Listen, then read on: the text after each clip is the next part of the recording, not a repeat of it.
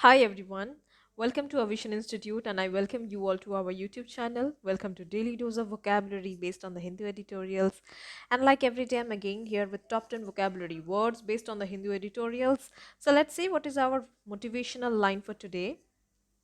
So, yes, for today, our motivational line is life has two rules. Rule number one is never quit. Rule number two is always remember rule number one, right?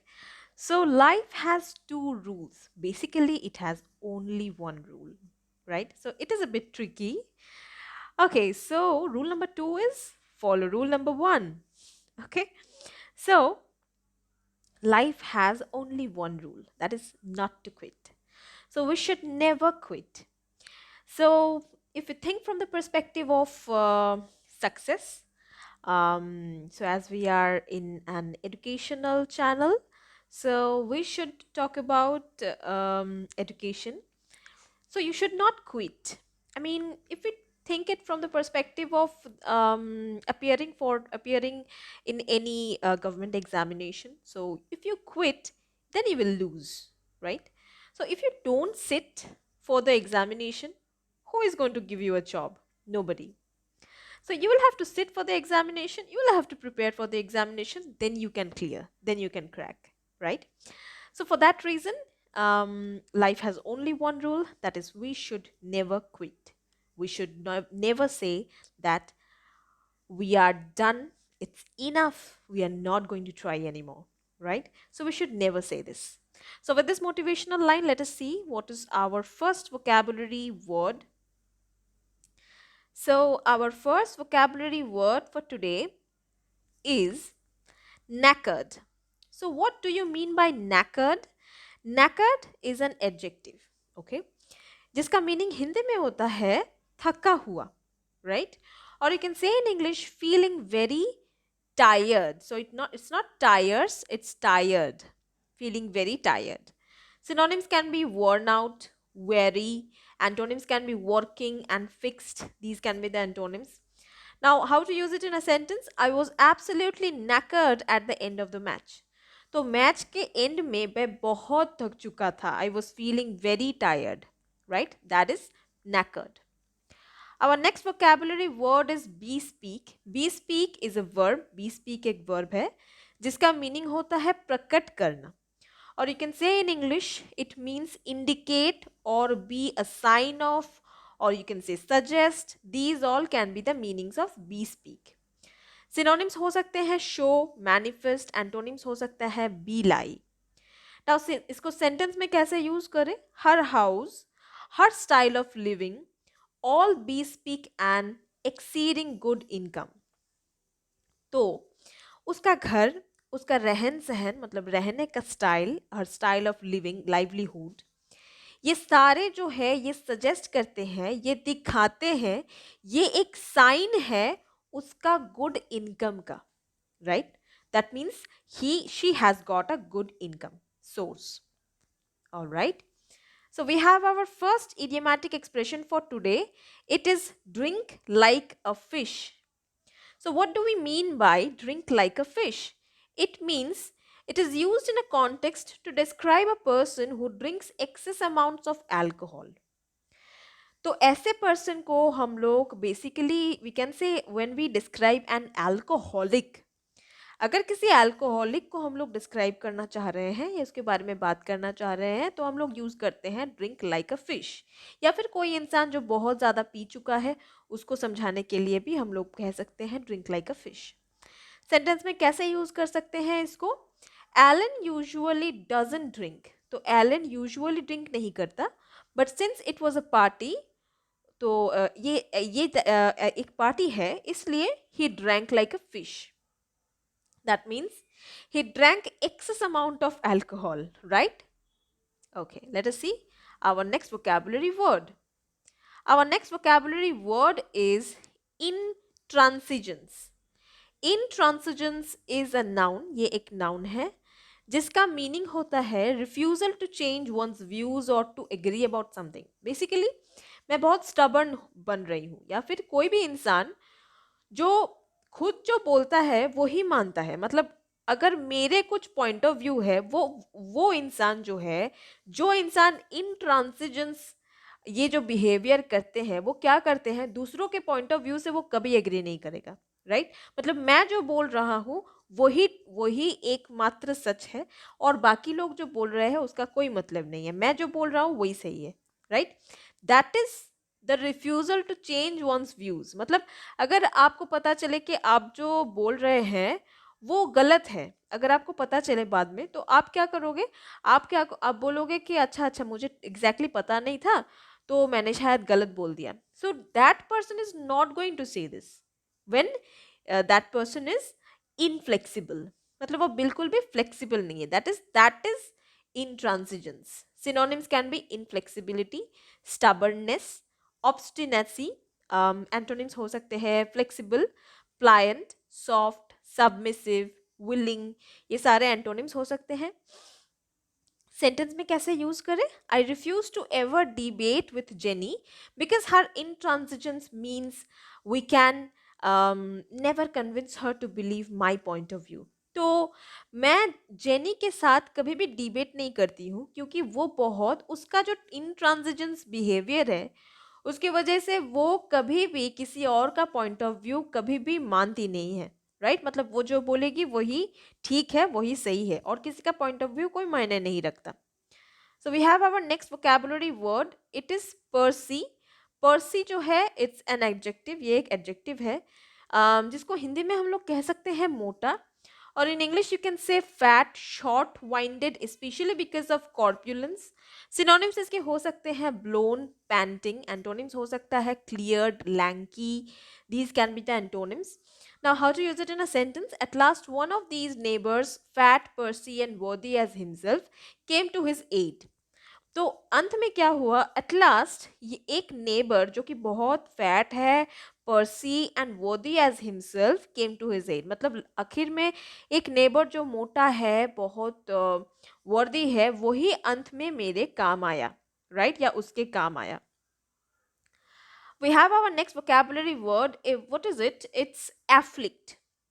Afflict जो है ये एक verb है जिसका meaning होता है पीड़ा देना, और you can say cause pain और suffering, that is called afflict. Synonyms इसके हो सकते हैं डिस्ट्रेस, ग्रीव. एंटोनिम्स हो सकते हैं प्लीज, रिलीव. सेंटेंस में कैसे यूज करें? There are two main problems which afflict people with hearing impairments, right? तो हियरिंग इम्पेयरमेंट्स, जो जिन लोगों को हियरिंग इम्पेयरमेंट्स हैं, मतलब जिन लोगों को ठीक से सुनाई नहीं देता है, तो उनको दो प्रॉब्लम्स जो है वो दो प्रॉब्लम्स जो है वो उनके प्रॉब्लम्स को बढ़ा देते हैं, that is called afflict, right? So there are two main problems which afflict people with hearing impairments. जिन लोगों को कान का प्रॉब्लम है, सुनाई नहीं देता, दो ऐसे प्रॉब्लम्स है, दो ऐसे चीजें हैं जो इनके इस बीमारी को बढ़ा देता है, that is called afflict. So we have our next vocabulary word. It is yes, it is errant. Errant एक एडजेक्टिव है, इसका मीनिंग होता है कुख्यात. Errant we have done it many times, ये बहुत बार हम लोग कर चुके हैं एरेंट, इसके पहले भी. इसका मीनिंग होता है यूज टू से how bad something is. Synonyms can be utter, absolute, complete, thorough. Antonyms can be dubious, questionable, restricted. ये सारे antonyms हो सकते हैं. Sentence में कैसे use करें? I have never heard more errant nonsense in my life. तो इसके पहले मैंने इससे ज़्यादा खराब नॉनसेंस नहीं सुना मेरे लाइफ में, like, right? So absolute nonsense, that is called errant. So we have our next idiomatic expression. What is it? Our next idiomatic expression is sticky fingers. So what do we mean by sticky fingers? It is used in a context to describe a person who has an inclination or a tendency to steal the valuables of others. मतलब ऐसे किसी इंसान को समझाने के लिए हम लोग ये स्टिकी फिंगर्स यूज करते हैं जिसका स्वभाव है कि ये वो किसी और की, और मतलब दूसरे लोगों की वैल्यूएबल चीज़ें, जैसे कि मनी, गोल्ड, सिल्वर, वैल्यूएबल चीजें जो है वो चोरी करता है और ये उसका टेंडेंसी है, ये उसका आदत है. So that is when we use this term sticky fingers. Sentence में इसको कैसे यूज करें? Be careful with your valuables, he has sticky fingers. मतलब तुम्हारे वैल्यूएबल्स ठीक ठाक रखना, मतलब तुम्हारे जो प्रेजेंट की चीजें हैं, तुम्हारी जो कॉस्टली चीजें हैं वो थोड़ा ठीक ठाक ध्यान से रखना, क्योंकि उसके स्टिकी फिंगर्स है, मतलब उसका आदत है चोरी करने का. Right. So we have our next idiomatic next vocabulary word. It is protagonist. Protagonist is a noun. ये भी हम लोग बहुत बार कर चुके हैं. This is a very commonly use term. इसका मीनिंग होता है मुख्य पात्र, और you can say the leading character और one of the major characters in a play, film, novel etcetera. So these are the one of the leading characters in a play. अगर किसी भी एक मूवी में भी अगर लीडिंग कैरेक्टर जो है, लीड रोल जो कर रहा है, that person is called the protagonist. Synonyms इसके हो सकते हैं सपोर्टर, अपहोल्डर. एंटोनिम्स हो सकता है ओपोनेंट. सेंटेंस में इसको कैसे यूज करें? Life is like a theatre, everyone is the protagonist of its own. तो लाइफ जैसे कि एक थिएटर है, जिंदगी एक थिएटर सी लगती है, क्योंकि यहाँ पे हर एक इंसान जो है वो अपना ही प्रोटैगोनिस्ट है. मतलब वो खुद के स्टोरी का वही हीरो है. हर एक इंसान का एक स्टोरी है, उसके स्टोरी का वही हीरो है. So he is the lead character of his or her story. Right. Let us see our next vocabulary word. Our next vocabulary word is relegate. Relegate एक verb है जिसका meaning होता है निर्वासित कर देना, और you can say in English assign an inferior rank or position to. Synonyms हो सकता है downgrade, banish, exile, degrade. Antonyms हो सकते हैं अपग्रेड, प्रोमोट. ये सारे एंटोनिम्स हो सकते हैं. बेसिकली रेलिगेट का मीनिंग होता है कि आप एक हायर पोजीशन में हो, लेकिन आपको अचानक कोई लोअर पोजीशन दे दिया गया. That is when you lose your level. का लेवल कम हो गया. Right. That is called relegate. Sentence में इसको कैसे यूज करें? She resigned when she was relegated to a desk job. तो जब उसने रिजाइन कर दिया, जब उसको रेलिगेट किया गया एक डेस्क जॉब के लिए, मतलब वो शायद कोई हायर रैंक पे थी, कोई हायर पोजीशन पे थी, लेकिन उसको डेस्क जॉब पे लाया गया, इसीलिए उसने रिजाइन कर दिया. So let us see our next vocabulary word. Our next vocabulary word is puritanical. Puritanical एक एडजेक्टिव है जिसका मीनिंग होता है सख्त. Okay. So puritanical is an adjective जिसका मीनिंग होता है सख्त. In English you can say having or displaying a very strict or censorious moral attitude towards self-indulgence. Right? That is called puritanical. Synonyms इसके हो सकते हैं prudish, puritan, prim, priggish. These can be the synonyms. Antonyms can be lecherous, indulgent, indecent, debauched. These can be the antonyms. Now, how to use it in a sentence? I am not puritanical in matters of art or of literature or anything of that kind. तो मैं matter of arts को लेकर मैं इतने सख्त नहीं हूं. I am not that strict with matters of art and literature and any of that kind. Right, so we have our last vocabulary word for today. Our last vocabulary word for today is protige. Protige एक noun है जिसका meaning होता है a person who is guided and supported by an older and more experienced or influential person.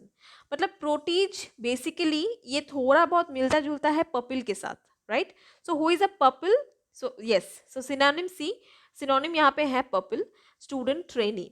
तो basically मैं गुरु हूँ, मेरे जो शिष्य है या फिर मैंने जिसको सिखाया है, that person is going to be called as proteases.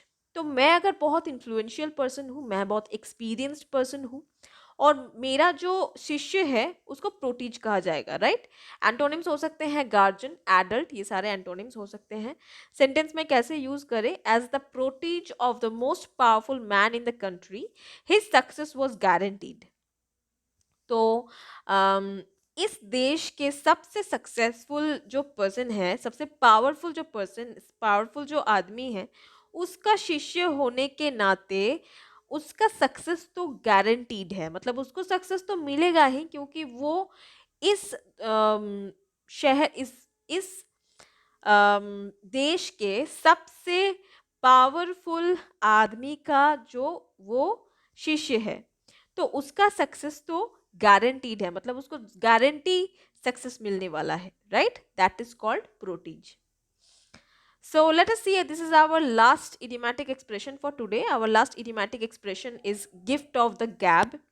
So what do we mean by it? It is used in a context to describe a person who has the ability to speak with confidence and make the people believe you. Basically, to mould people, right? मतलब अगर किसी इंसान को हम लोग refer करना चाहते हैं या फिर किसी इंसान को डिस्क्राइब करना चाहते हैं, ऐसा एक इंसान जिसके पास ये पावर है कि मेरे पास ये एबिलिटी है कि मैं बात करके, आई मीन या कि मैं बात करके, मतलब इतना कॉन्फिडेंस से मैं बात करती हूँ कि आप मेरे ऊपर भरोसा करने में मजबूर हो जाओगे, आप मुझे विश्वास करने में मजबूर हो जाओगे. सो that is a confidence to speak, and this is called gift of the gab, right? Now how to use it in a sentence, let's see. Sandra has got the gift of the gab. तो Sandra के पास ये power है कि वो बात के द्वारा, बात करके लोगों को मोल्ड कर सकती है. She should work in marketing and sales. तो उसको मार्केटिंग और सेल्स डिपार्टमेंट में नौकरी करना चाहिए क्योंकि वहां पे ऐसे लोगों की बहुत ज़रूरत है. Right, so guys, this was all about our top 10 vocabulary words and 3 idiomatic expressions. I hope you liked the session. If you liked the session, do click in the like icon and comment in the video. And if you can also share it with your friends and relatives if you think they need this kind of videos. And if you are new to our channel, don't forget to subscribe our channel and click the bell icon so that you get all the updates, all the recent updates whenever a new video is posted. So see you next day. Till then, take care. Goodbye.